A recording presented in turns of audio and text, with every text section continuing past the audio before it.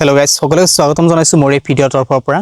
আজি মই আকৌ আপোনালোকৰ ওচৰত লৈ আহিছোঁ মোৰ জীৱনৰ কিছু ব্যৰ্থ কাহিনী বা মোৰ জীৱনত সঁচাকৈ এক তেনেকুৱা আঘাতপূৰ্ণ এটা কাহিনী আছে। সেয়া মই কেতিয়াও কাৰ লগত মই শ্বেয়াৰ কৰা নাছিলোঁ।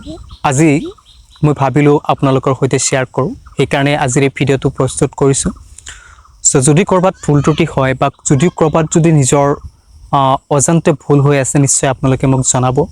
কাৰণ সঁচাকৈ জীৱনৰ এই কঠোৰ অৱস্থাত এতিয়া নিজকে স্থিৰ ৰাখিব পৰা নাই। যেতিয়া কলেজ কমপ্লিট কৰিলোঁ আজি প্ৰায় কেইটামান বছৰ পাৰ হৈ গ'ল। 2019 চনত মই গ্ৰেজুৱেশ্যন কমপ্লিট কৰোঁ। কমপ্লিট কৰাৰ পাছত মোৰ জীৱনত এটা ধুমুহাৰ নামি আহে আৰু সেই ধুমুহাই বৰ্তমান মোৰ জীৱনত এক কাল হৈ পৰিছে। এতিয়ালৈকে তাৰ পৰা মই পৰিত্ৰাণ পোৱা নাই। মই তাৰ মাজতো 6 মাহৰ কাৰণে মই বিদেশত গৈছিলোঁ, হায়দৰাবাদত আছিলোঁ। তাত এটা প্ৰাইভেট কোম্পানীৰ কাম কৰিছিলোঁ। কিন্তু তাৰ পৰা যেতিয়া মই উভতি আহোঁ তেতিয়া কৰোণাৰ সময় আছিলে আৰু সেই কৰোণাৰ সময়ত মই ঘৰত উভতি আহোঁ। যদিও ঘৰত উভতি অহাৰ পাছত আকৌ মই তেনেকুৱাই ধুমুহাৰ সৈতে যুদ্ধ কৰিবলৈ আৰম্ভ কৰোঁ। কাৰণ মোৰ ব্যক্তিগত জীৱনত মোৰ ঘৰ বা মোৰ পৰিয়ালবৰ্গৰ কথা যদি কওঁ, সকলোৱে কৃষি কৰ্মৰ সৈতে জড়িত। তেওঁলোকৰ তেনে কোনো ডাঙৰ বিজনেছ বা তেনে কোনো ছাৰ্ভিচ নাই যে তেনেকুৱা কোনো পইচা ইনকাম কৰা তেনেকুৱা কোনো ৰাস্তা, আচলতে তেনেকুৱা কোনো অপশ্যন নাই।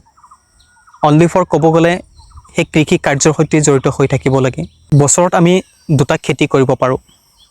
দেউতাৰ সম্পত্তি ক'বলৈ গ'লে আছে প্ৰায় 8-10 বিঘা মাটি আছে খেত কৰিব পৰা। চ' সেই খেতি আমি কৰোঁ। বছৰৰ ভাতকেইটা যোগাৰ হয় আমাৰ সেই খেতিৰ পৰাই, আৰু সেই খেতিৰ পৰাই বছৰৰ ভাতৰ লগতে নিজৰ ঘৰখন চলোৱাৰ যি খৰচ, প্ৰায়ভাগ ক'ব গ'লে তাৰ পৰাই বহন কৰা হয়। যিহেতু 10 বিঘা মাটি আমি খেতি কৰিলে আমাৰ প্ৰায় চলিয়ে যায়। তো তাৰ মাজত যিহেতু ডাঙৰ দীঘল হ'লোঁ, লিখা পঢ়া কৰিলোঁ, তো এতিয়া জীৱনটোত যে তেনেকুৱা এটা সঠিক ৰাস্তাত লৈ যাম তাৰ কাৰণে বহুত ষ্ট্ৰাগল কৰিলোঁ।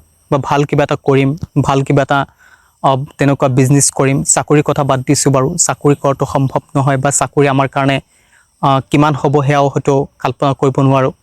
তো যাৰ কাৰণে চাকৰিৰ কথা বাদ দিছোঁ, চাকৰি নকৰোঁ। এতিয়া কিবা এটা কৰি হ'লেও নিজৰ সংসাৰ বা নিজৰ জীৱনটো পাৰ কৰিব লাগিব, তাৰ কথা চিন্তা কৰি 2019ৰ পৰা এইখিনি অৱস্থালৈকে আজি 2024 চন চলি আছে। আজি প্ৰায় নিজৰ বয়স ক'বলৈ গ'লে 26 বছৰ ৰানিং চলি আছে। চ' এই 26 বছৰ ৰানিঙতো জীৱনৰ তেনেকুৱা কোনো এটা ভাল বাট বা ভাল এটা ৰাস্তা এতিয়ালৈকে পোৱা নাই। তো সেয়েহে আজি মই নিজকে ইমানখিনি গধুৰ মনোভাৱ লৈ আপোনালোকৰ ওচৰত আহিছোঁ। আপোনালোকে নিশ্চয় কিবা এটা ভাল পৰামৰ্শ দিব, ভাল কিবা এটা অপশ্যন দেখাব। কাৰণ যিমানখিনি চেষ্টা কৰোঁ, য'ত যাওঁ সকলোতে টকাৰ প্ৰয়োজন হয়, আৰু সেই টকা নোহোৱাকৈ একো কৰিব নোৱাৰি। চ' যিহেতু আমি এটা দুখীয়া বা মিডিল ক্লাছৰ ফেমিলিৰ মেম্বাৰ, চ' আমাৰ হাতত তেনেকুৱা লিংক নাই বা তেনেকুৱা ডাঙৰ মানুহৰ তেনেকৈ চিনাকিও নাই। চ' আমি যিমানে চেষ্টা কৰোঁ বাহিৰত ওলাই যোৱাৰ কাৰণে, কিন্তু আমি সেই বাট আমি বিচাৰি নাপাওঁ। যদিও পাওঁ তাত আমি যাই কিনে লাষ্টিং কৰিব নোৱাৰোঁ, অৰ্থাৎ থাকিব নোৱাৰোঁ। কাৰণ যিখিনি হয়তো মূল্য পোৱা দৰকাৰ বা যিখিনি হয়তো নিজৰ খৰচ বহন কৰিবলগীয়া যিখিনি টকা উপাৰ্জন কৰিব লাগে, সেইখিনি টকাও উপাৰ্জন কৰিব নোৱাৰোঁ। এটাই মাত্ৰ ৰাস্তা আছে, বেলেগৰ সৈতে হাজিৰা কৰিব লাগিব, হয়তো কামলা যি কওঁ আমি সেয়া কৰিব লাগিব। বেলেগৰ ঘৰত কাম কৰি দিনৰ শেষত 500 টকা বা 600 টকা বা 400 টকা এটা দিব, সেই টকাৰ ওপৰত নিৰ্ভৰ কৰিব লাগে। কিন্তু সেয়াটো আৰু এতিয়া নিজৰ পক্ষে বা নিজৰ কাৰণে সম্ভৱপৰ নহয়, যাৰ কাৰণে অলপ বেলেগ চিন্তাধাৰা কৰাৰ কাৰণে চেষ্টা কৰি আছোঁ, কিন্তু কোনো ৰাস্তা এতিয়ালৈকে পোৱা নাই। চ' এতিয়া অৱশেষত যিহেতু আজি 2024 চন চলি আছে, এতিয়া মই নিজকে চিন্তা কৰিছোঁ আমাৰ সন্মুখত যিহেতু ঈদ আছে, এই ঈদখন পাৰ কৰি সুদূৰ চেন্নাইত মোৰ লগৰীয়া কেইজনে কাম কৰি আছে, তাত যোৱাৰ কথা এটা চিন্তা কৰি আছোঁ।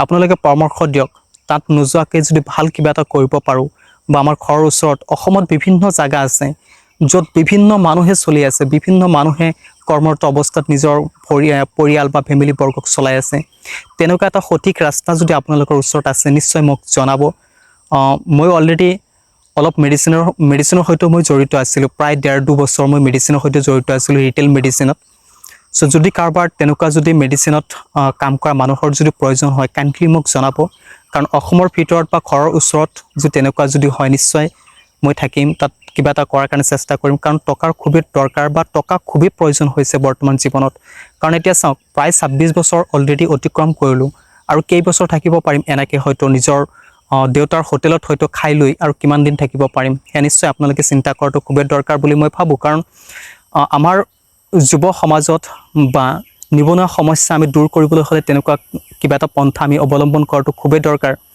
আমি জানো হোম ইণ্ডাষ্ট্ৰি বা সৰু উদ্যোগী হোৱাটো খুবেই দৰকাৰ আমাৰ চৰকাৰ তেনেকুৱা বহুত সা সুবিধা দিয়ে কিন্তু সেই সা সুবিধাখিনি আমি গ্ৰহণ কৰিব নোৱাৰোঁ বা আমি তেনেকৈ সেই সা সুবিধাৰ ওচৰত যাবই নোৱাৰোঁ তাৰ আগতে সেইবোৰ শেষ হৈ যায় এনেকুৱা এটা প্ৰেক্ষাপটত আছোঁ কাৰণ এটা কথা মই আগতে কৈছোঁ যিহেতু আমি কৃষক বা আমাৰ ঘৰৰ মেম্বাৰ যিখিনি আছে সকলোৱে সেই কৃষি কাৰ্যৰ লগত জড়িত আমাৰ তেনেকুৱা ওপৰ লেভেলত তেনেকুৱা কোনো মানুহ নাই যি আমাক ভাল এটা পৰামৰ্শ দি ভাল এটা ৰাস্তাত লৈ যাব সো আজিৰ ভিডিঅ'টো এইখিনি আছিল যদি আপোনালোকে ভাল পায় নিশ্চয় মোক এটা কমেণ্ট কৰিব আৰু আপোনালোকৰ ওচৰত যদি এনেকুৱা কোনো যদি কাম থাকে নিশ্চয় জনাব বুলি আশা ৰাখিলোঁ